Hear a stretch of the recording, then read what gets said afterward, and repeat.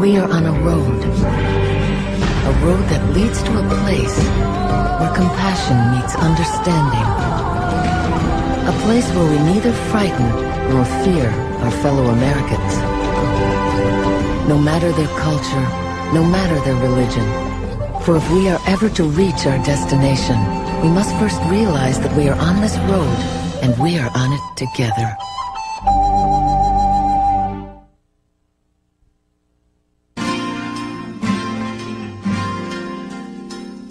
Hi, I'm Nancy. I'm 15 and I live just outside of Boston, Massachusetts. I love to hang out with my friends and talk on the phone. Since the events of September 11th, I've been kind of nervous about the whole terrorist thing. Honestly, I've heard a lot about Muslims on the TV and stuff, but I'm not sure what to believe. Hi, my name is Miriam. I'm 13 years old, and I live in a small town in New Jersey. I love to go on the internet and hang out with my friends. I'm a Muslim since I practice the Islamic faith. Since September 11th, I've noticed that a lot of people have been afraid of all Muslims. I don't think that's fair. This is the true story of what happened when Noggin asked Miriam to show Nancy what it was like to live her life. After September 11th, I think church has become more important to me. I find myself looking more forward to going every Sunday because I feel like there are always people there that will support me, and it's brought us as a community together because we all are there for each other all the time.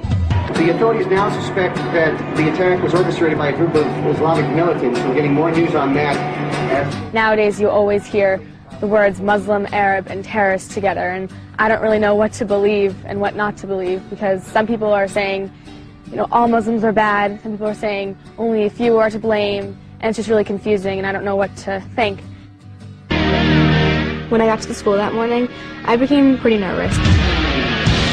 So I didn't really know what to expect and how I'd react to them or how they'd react to me. When I walked in the door, Sister Irene greeted me. s.a.w. Welcome to Teaneck El Fazeli High School. She gave me the school uniform, the traditional school uniform, which was just a long dress to cover my body, and a hijab, which covered my hair and my neck. When Sister Irene gave me the dress, I was kind of surprised because I had woken up that morning and, you know, picked out my clothing about what I would normally wear to school or if I was going out. And then when she told me I couldn't wear that, it was really surprising. Hi, how are you? I'm good, how are you? I'm good. When Miriam walked into the office, she just looked really nice. Now it's my time to meet her time to meet me, and I'm going to make a new friend. When Miriam and I got into her biology class, it was like this whole class of girls, all Muslim girls, and everyone just looked up and stared at me. I felt like they might be a little upset at me because I was pretending to be a Muslim girl and just walking in and wearing their clothing just like for pretend, not real. I didn't know what they'd think about that. Welcome, Miriam, to our class. We're completing these sheets about bacteria. Okay. If you'd like to join us. Thanks. She met my teacher and my class. What happens with the mutant is that one of the daughter cells comes out to be not identical to the parent cell. I was expecting originally just a lot of religious classes. I told her, yeah, it's almost like the Catholic school. The only thing extra that we take is Arabic classes and Islamic studies. And then everything else, we take the same curriculum, we take the same things. Usually it's lunchtime on the normal days, but since we don't eat and stuff for Ramadan, then we just have the break. We sit, we talk, we play.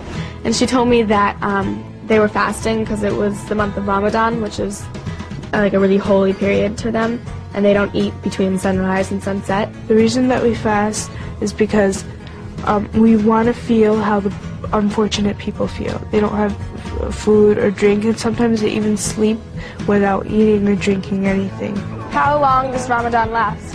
Ramadan lasts from 29 to 30 days.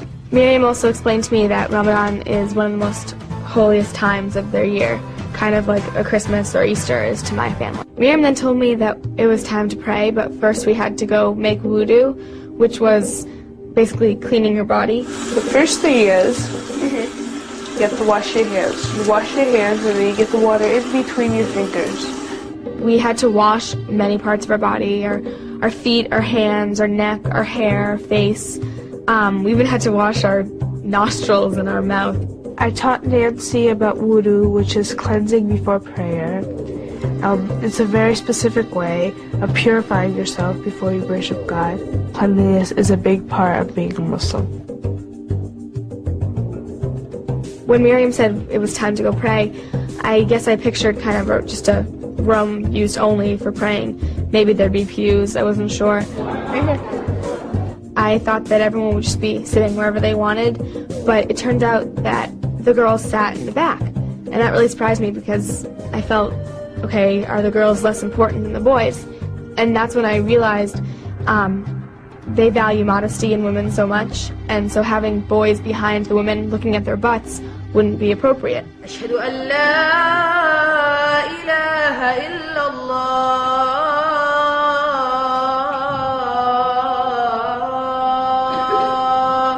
A young boy stood up and did the call to prayer, which was their way of saying it was time for everyone to pray to God now.